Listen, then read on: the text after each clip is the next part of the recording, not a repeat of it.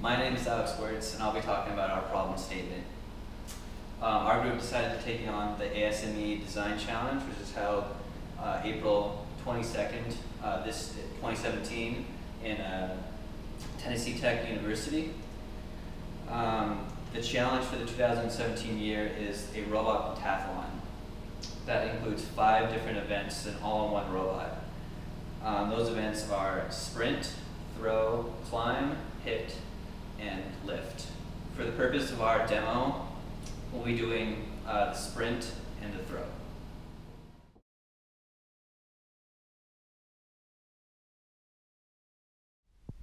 So our first event is the sprint event. What we're trying to do here is have our robot go 10 meters all the way across, touch a point that is 8 centimeters off the ground, and then come all the way back. So for our setup, we have 4 motors. In this circuit down here, they're just connected in parallel. Currently, we have about 6 volts powering all of them, and they're connected to these tank treads on each side.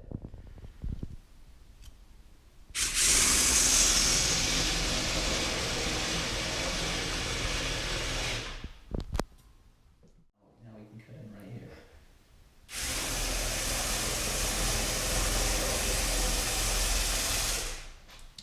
For the purpose of this demonstration, we just made this small circuit here to power it and reverse it.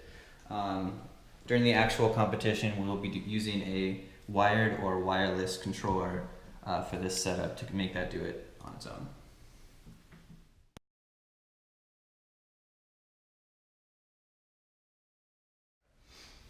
So my name is James Mitchell, and I'm going to be demonstrating the throwing event for our robotic competition.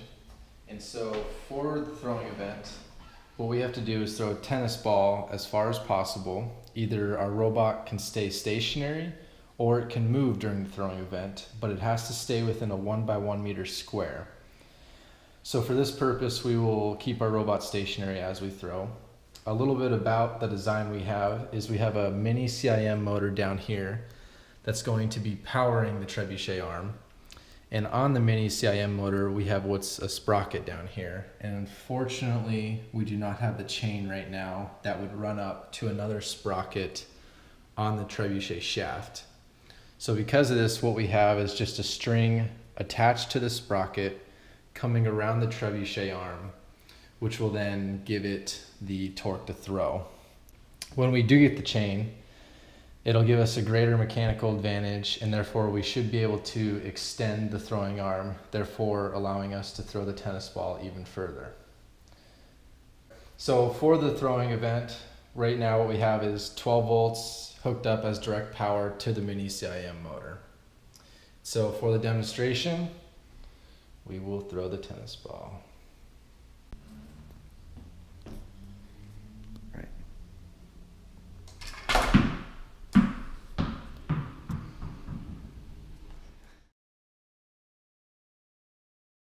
Alright, so for the engineering analysis here, we have all of our base body parts made of aluminum to make our robot as light as possible, so therefore when it sprints, it can go as fast as possible. We have our trusses here for the trebuchet 3D printed, which is also very light. The tape right now is just because we don't want to super glue anything before we finalize the design, just in case we have to change anything.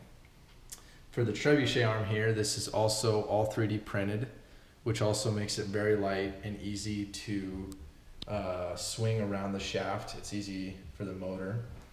We also plan to make this longer once we get the mechanical advantage of the chain and the sprocket around the trebuchet arm shaft. In terms of design constraints, the competition rules require that the entire robot be 50 centimeters by 50 centimeters cubic.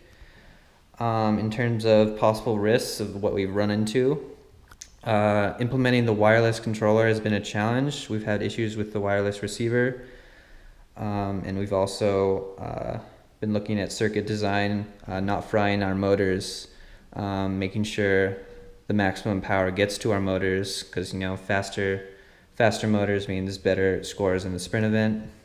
In terms of codes and standards. This is a one-time use robot, so it's hard to implement official codes and standards to this kind of a project. However, we have a set of standards that implements basic robotic safety.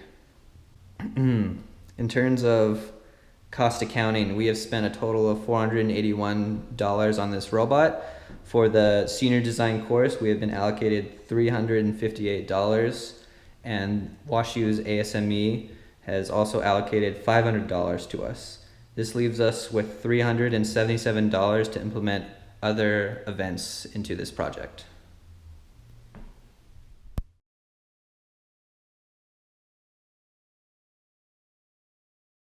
Hi, I'm Ian Renan, and I will be going over our prototype, our upgrades we're going to be making to our prototype, our performance goals, our engineering analysis, and then our next steps to finish out the project.